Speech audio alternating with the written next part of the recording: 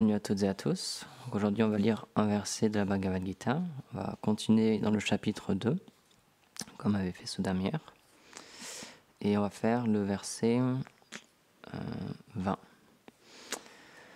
Om Namo Bhagavate Vasudevaya.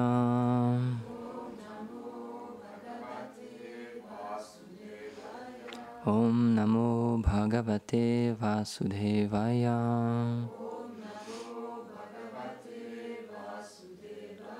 Om Namo Bhagavate Vasudevaya.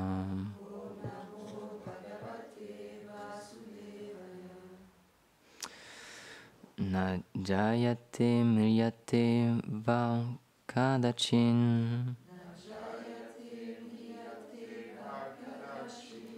Nayam budva bhavita va na bhuyam. Ajo nitya shashvatoyam purano. Nahanyate hanyamane sharire.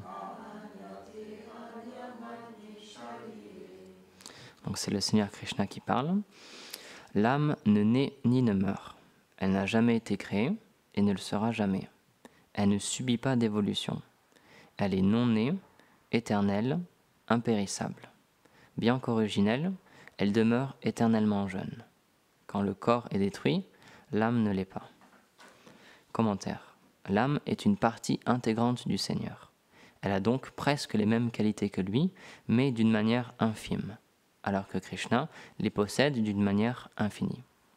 Ainsi, elle est non née, immortelle, éternelle, immuable et originelle. Om Agyana Timirandasya Gyanam Jala Shalakaya Chakshurunmilitam Yena Tasmai Shri Gurave Namaha. Jaya Shri Krishna Chaitanya Prabhu Nityananda Shri Advaita Gadadhar Shivasadi Gaura Bhakta Vrinda.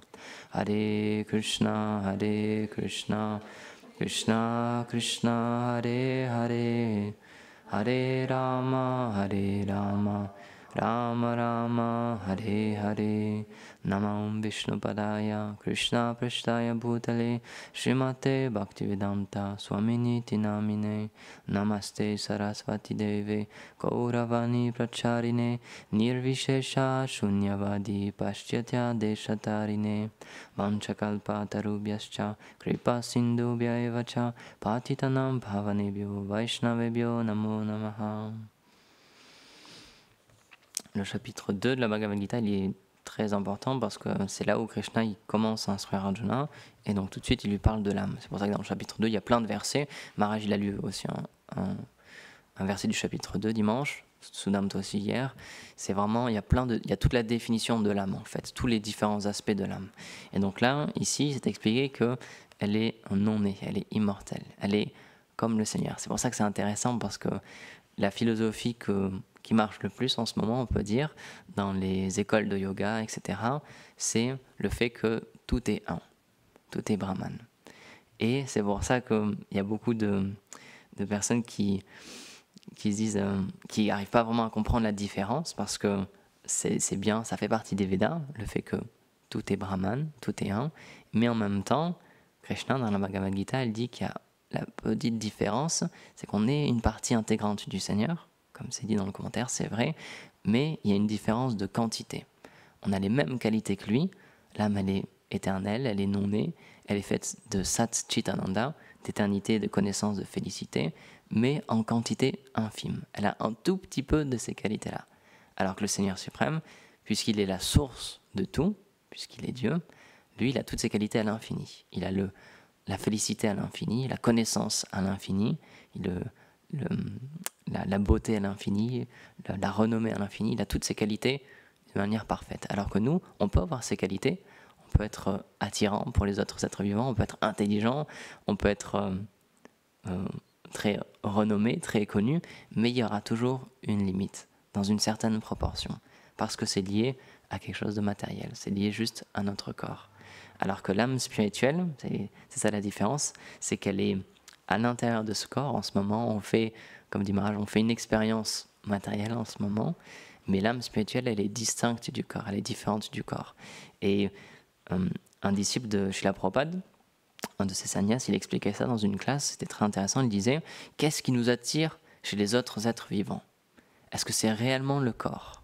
Parce qu'il dit « Regardez, il y avait beaucoup de personnes dans l'assemblée, il faisait une conférence à l'extérieur dans un parc, il disait « Regardez, aujourd'hui vous êtes venus ici, l'air il est très rafraîchissant, l'herbe elle est bien verte, c'est très agréable, les arbres ils nous donnent de l'ombre avec leurs feuilles, etc. Mais imaginez qu'on se trouve au même endroit, vous êtes avec les personnes qui vous accompagnent, vos enfants, votre mari, votre femme, etc. Ils sont tous là, mais imaginez qu'on enlève la vie. On enlève la vie de l'herbe, on enlève la vie des arbres ici, et on enlève la vie des personnes qui vous sont chères autour de vous. Est-ce que ça va être pareil? Est-ce que vous allez vouloir revenir chez vous et prendre ce corps sans vie de votre femme, ou ce corps sans vie de votre enfant? Non. Vous allez vouloir le laisser là, ou même le mettre 6 pieds sous terre. Parce que qu'est-ce qui nous attire dans les autres êtres vivants? C'est cette âme en fait, cette petite parcelle spirituelle qui donne la vie. Et dès que la vie n'est plus là, tout dépérit. L'herbe s'assèche, les arbres se meurent, et les êtres vivants, ils se décomposent. Parce que c'est juste le corps, c'est juste l'externe. Quand il n'y a plus l'âme qui est dans ces corps-là, c'est plus intéressant. C'est pour ça que ce qui nous attire réellement chez les autres personnes, c'est l'âme. C'est parce qu'elle manifeste une petite portion, une toute petite quantité des qualités du Seigneur. Et c'est ça qui nous attire en fait réellement. C'est pour ça que les Vaishnavas ils expliquent que tout ce qu'on cherche, dans toutes les expériences qu'on cherche, en réalité, c'est le Seigneur suprême. Mais on n'a pas conscience de ça. Donc on essaie de se satisfaire de personnes limitées autour de nous, on essaie de se satisfaire d'expériences matérielles, mais qui sont limitées. Parce que c'est ça la définition du monde matériel, à l'inverse des choses spirituelles comme l'âme, qui sont non nées, immortelles. À l'inverse, dans le monde matériel, tout est né, tout prend naissance à un moment, tout apparaît à un moment, et inévitablement, plus ou moins longtemps après, tout disparaît, tout se meurt. Et donc c'est pour ça qu'on est un petit peu perdu, parce qu'on est une âme spirituelle, mais on s'identifie à quelque chose de matériel, on s'identifie à un corps matériel. Mais nous, au fond de nous-mêmes, on sait qu'on est éternel, on sait qu'on ne va pas mourir. Donc c'est pour ça qu'il y a comme une dissonance en fait. Tout le monde, on sait tous que la mort est présente, on sait tous que la mort existe. On a vu nos parents ou nos grands-parents qui ont déjà quitté leur corps, qui sont morts. On peut avoir vu nos animaux de compagnie, par exemple, qui ont quitté leur corps aussi, qui sont morts. Mais on se dit, nous, les Védas, ils expliquent que c'est ça la grande folie de ce monde, c'est qu'on voit la mort partout, mais on se dit, mais moi, ça va jamais m'arriver. Moi, je ne vais pas mourir. On n'a pas cette conscience-là. Mais c'est normal en même temps parce qu'on est une âme spirituelle, donc au fond de nous-mêmes, on sait qu'on va juste continuer à exister. Mais comment ça marche dans ce monde matériel, c'est que lorsque le corps il est trop usé, on est forcé de le quitter. Mais c'est expliqué que ça se fait très naturellement. Dans la Bhagavad Gita, un peu plus tard, c'est expliqué. C'est tout comme en fait on laisse un habit trop sale, un habit trop usé, pardon. Lorsqu'il est trop usé, naturellement on s'en défait et on revêt un autre habit, qui est lui, qui est neuf, qui est tout propre. Et donc de la même manière, lorsque ce corps ne peut plus contenir l'âme, parce qu'il est trop âgé, le cœur ne fonctionne plus, ou les organes ne fonctionnent plus, ou il y a eu un accident, on a eu quelque chose de très violent, le corps, il peut pas supporter ça, et donc le corps meurt, et donc l'âme, elle s'échappe de ce corps-là, et elle reprend naissance dans un autre corps. C'est ça en fait qu'on appelle le principe du samsara, parce que l'âme est éternelle, elle ne peut pas mourir, comme c'est expliqué ici, dans le verset d'avant aussi, elle ne peut pas tuer, et elle ne peut pas être tuée, c'est impossible, parce que l'âme, elle est spirituelle, elle est éternelle. Mais puisqu'elle est dans ce corps qui est matériel, donc qui a un début et qui aura une fin, on expérimente ce qu'on appelle la mort. Mais on le dit très bien même dans nos expressions en français, lorsque quelqu'un meurt, on dit « il est parti ». Donc on a bien conscience que le corps qu'on a en face de nous, on lui dit au revoir une dernière fois, il y a différentes cérémonies dans différentes traditions, mais on dit au revoir au corps, et soit on l'enterre, soit on le brûle, etc. Mais on a conscience que la personne, elle voyage, elle est partie ailleurs, parce que le corps est bien là. Donc de la même manière, si notre femme quitte son corps, c'est pas qu'on va garder son corps chez nous et qu'on va continuer à la nourrir, à la coucher, etc. Puisque l'âme n'est plus là, la vie n'est plus là, donc c'est plus intéressant pour nous. On a compris qu'il y a quelque chose qui est parti. Et cette chose-là, les Védas nous expliquent, c'est l'âme spirituelle. Donc la source de la vie, c'est l'âme spirituelle. Et donc c'est pour ça que Krishna il explique ça à Arjuna, parce qu'encore une fois Arjuna il était perdu, il ne savait plus vraiment quoi faire, et Krishna lui explique que c'est un divertissement bien sûr, mais Arjuna il avait une vision matérielle de l'existence. Il pensait qu'il était ce corps et que les personnes en face de lui c'était des personnes qui lui étaient chères, c'était des membres de sa famille, etc. Mais Krishna lui explique non, ça c'est juste en ce moment. Toi en fait, en réalité, tu as déjà eu beaucoup d'existences avant. Et il dit la différence entre toi et moi, c'est que moi je me souviens de tout ça, mais toi tu as tout oublié. Et c'est pour ça que lorsqu'on prend naissance ici, lorsqu'on a pris naissance dans ce corps-là, on doit tout réapprendre. On doit apprendre à marcher, on doit apprendre à parler, on doit apprendre à se servir de tous nos membres, de tout notre corps. Et même, c'est intéressant, lorsqu'on a certains accidents graves qui peuvent toucher certaines parties du cerveau, on doit réapprendre encore une fois à parler, à marcher, à utiliser notre corps, parce qu'on a oublié ces choses-là. Et donc les Védas nous expliquent que lorsqu'on quitte ce corps matériel, l'âme, donc la vie, elle s'échappe, mais il n'y a pas juste l'âme, il y a aussi ce qu'on appelle donc, le corps matériel. On le laisse ici, il est trop usé, il meurt, mais l'âme, elle s'en va aussi avec ce qu'on appelle le corps subtil. Donc il est fait de 3 choses, mental, faux ego et intelligence. Et c'est ces choses-là, comme tu disais un petit peu, c'est ça qui retient les impressions de nos vies passées. C'est pour ça que certaines personnes, on ne sait pas pourquoi, elles aiment le bleu, d'autres, elles aiment le vert, d'autres, elles aiment tel type de musique, d'autres personnes, elles ont telle ou telle phobie, et on ne sait pas vraiment pourquoi. Ça vient juste comme ça, dit bah moi j'ai toujours eu peur de ça. Ça remue quelque chose en moi, je ne sais pas d'où ça vient, mais ça je peux pas. Et en fait, ça les Védas nous expliquent que c'est des impressions de nos vies passées, parce qu'on a eu un choc par rapport à ces choses-là dans nos vies passées, et on emporte ça dans notre prochaine vie. Parce que c'est le corps subtil qui est transporté avec l'âme dans un nouveau corps. Et donc la science spirituelle, dans un premier temps, ça vise à comprendre que donc oui, on n'est pas ce corps-là, on n'est pas ce corps matériel, mais que aussi du coup on n'est pas ce corps subtil. Parce que ça c'est la deuxième étape qui est plus difficile. On peut comprendre, oui d'accord, je ne suis pas ce corps, parce que je vois bien qu'il vieillit de jour en jour, alors que moi je ne me sens pas vieillir. Je suis toujours la même personne. Lorsque j'avais 5 ans ou 6 ans, c'était toujours moi, mais mon corps il a vraiment changé, c'est plus le même, c'est plus le même corps, mais j'ai bien cette conscience que c'est toujours moi. Mais il y a quelque chose d'un peu plus subtil que ça, c'est le corps subtil, le mental, l'intelligence et le faux ego. Et c'est ça qui nous identifie en fait à être un Français, un Anglais, un juif, un bouddhiste, un musulman, etc. Mais tout ça c'est encore des désignations matérielles. Et ce disciple de Srila Prabhupada, il expliquait, tout ça, c'est juste lié encore à votre naissance actuelle. Parce que regardez, vous vous dites musulman parce que vous êtes né dans une famille de musulmans. Vous vous dites juif parce que vous êtes né dans une famille juive. Mais imaginez que vous étiez né il y a 5000 ans. Ou imaginez que vous allez prendre naissance dans 10 000 ans.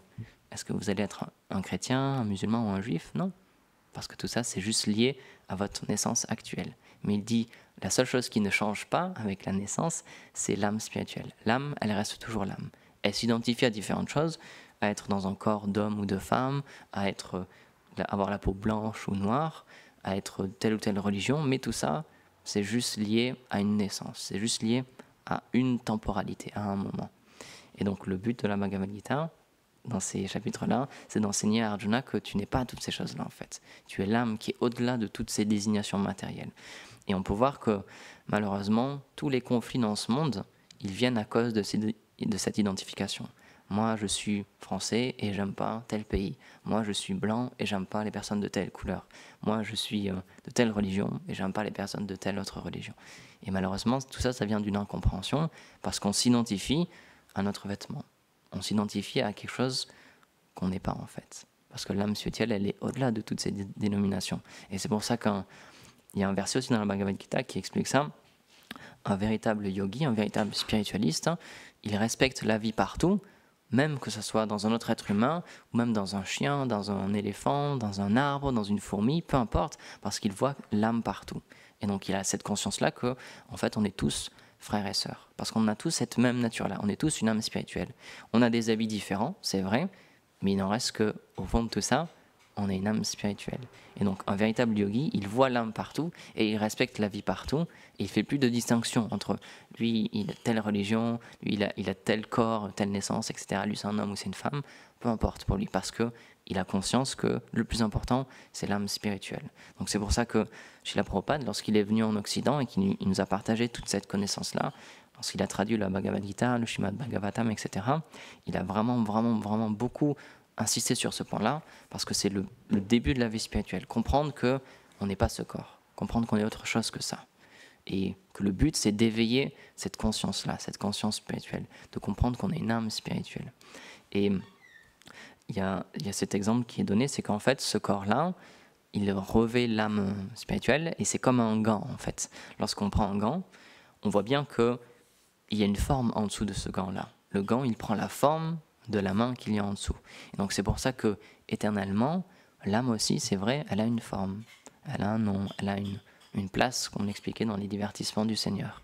Et c'est pour ça qu'on a cette nature-là de s'identifier à quelque chose, de s'identifier à une identité, de penser qu'on est un père ou une mère, qu'on est un enfant, ou qu'on est un mari, ou qu'on est qu'on a une place, qu'on a un rôle particulier, qu'on doit servir, qu'on doit avoir des relations, parce que l'âme spirituelle, elle est faite pour ça.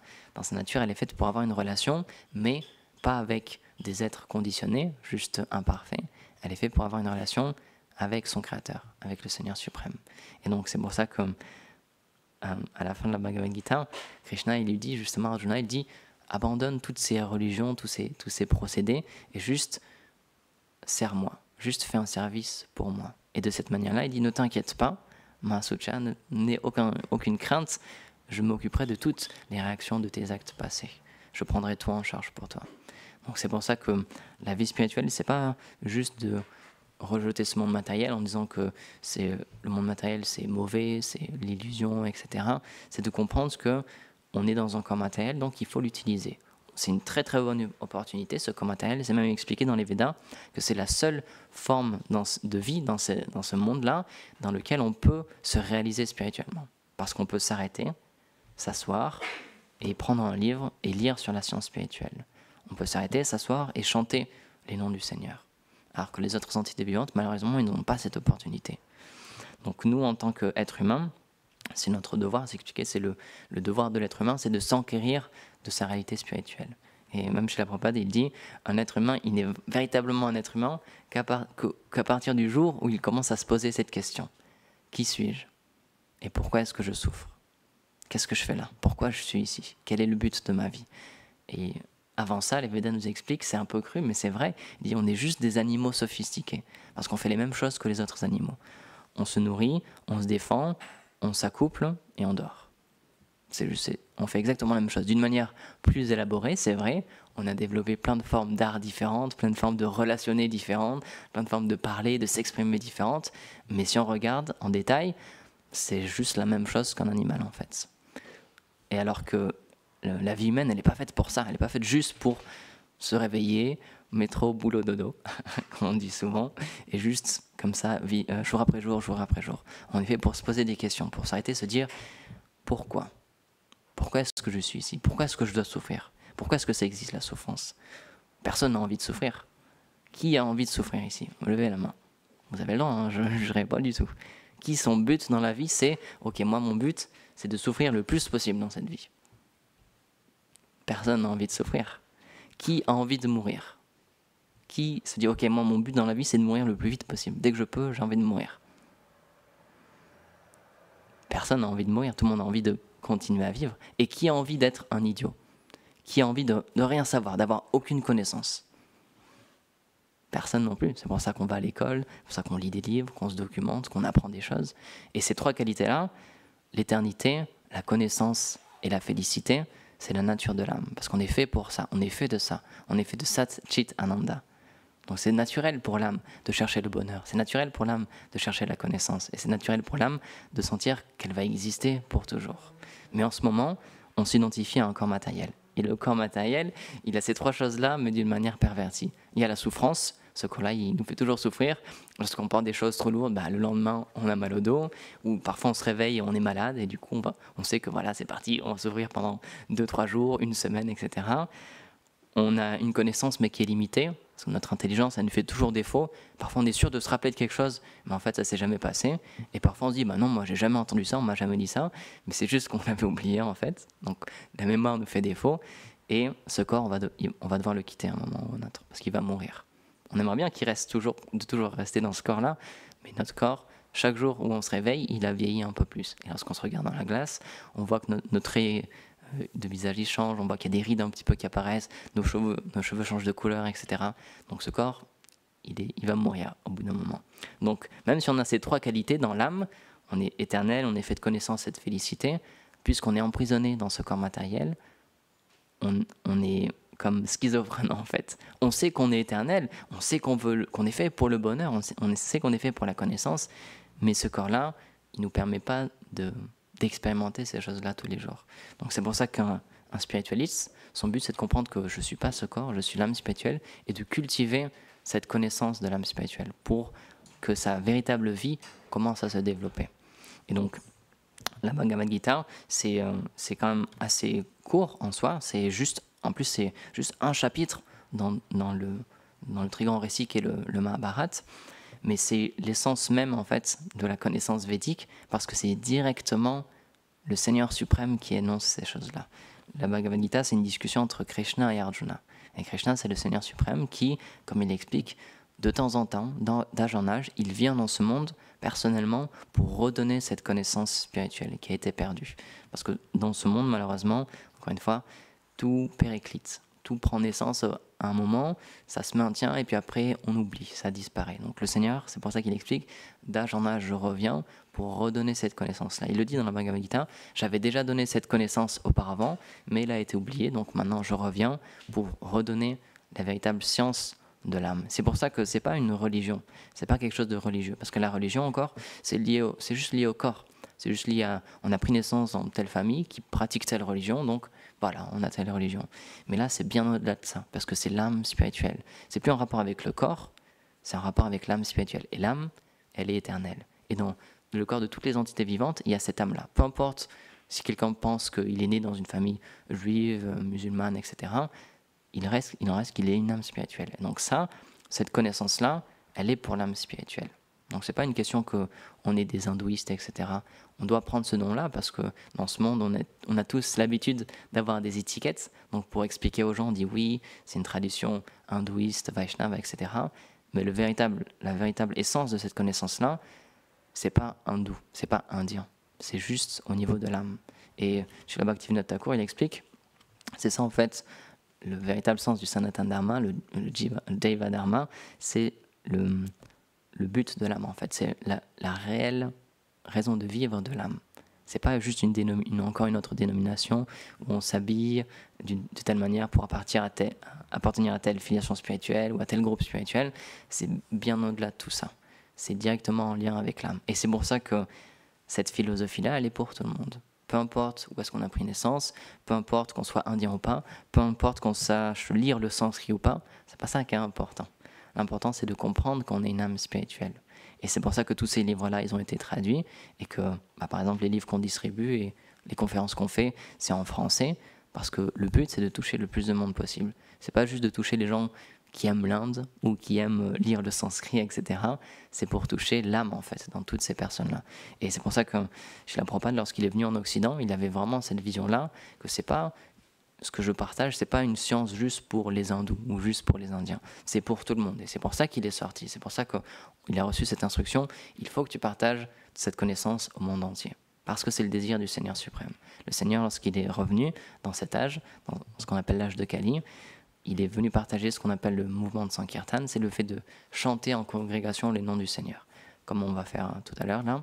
C'est juste le fait de, très simplement, parce que dans cet âge, c'est difficile de méditer, c'est difficile notre mental, il est toujours tiraillé à droite à gauche, donc c'est difficile de, comme on pouvait faire avant, de juste simplement s'absorber dans la méditation, etc. Donc le Seigneur, pour cet âge-là, il a donné le moyen le plus simple possible, c'est de chanter ces noms, chanter les noms du Seigneur suprême. Et de cette manière-là, on peut se connecter à cette source, la source de la félicité, de la connaissance et de l'éternité. Donc le but de notre filiation spirituelle, le message qu'elle partage, c'est de se reconnecter à qui on est réellement, à notre âme spirituelle, à travers, parce que c'est ce qui est préconisé dans cet âge, à travers le chant de mantra, à travers le chant des noms du Seigneur. Et de cette manière-là, petit à petit, notre âme va s'éveiller et on va comprendre qui on est réellement. Et on va comprendre qui est le Seigneur suprême et quelle relation nous unit, lui et nous. Et donc c'est pour ça que notre philosophie c'est très important, mais l'essence de cette philosophie, ça, c'est quelque chose de très simple, c'est juste chanter les noms du Seigneur, se rappeler de lui et se reconnecter à lui. Parce que c'est ça, l'âme elle est faite pour ça éternellement, pour avoir cette relation d'amour, d'échange avec le Seigneur. Comme disait hier Soudam, comme le livre qu'a écrit Sridhar Maharaj, le Seigneur de l'amour à la recherche de ses serviteurs perdus. Donc le but des mantras, c'est ça, c'est de se reconnecter à notre source en fait. Donc voilà, on va terminer ici, il est l'heure. Grantara Srimad Bhagavad Gita ki jai, Srila Prabhupada ki jai, Gaur Premanande, Hari Bol.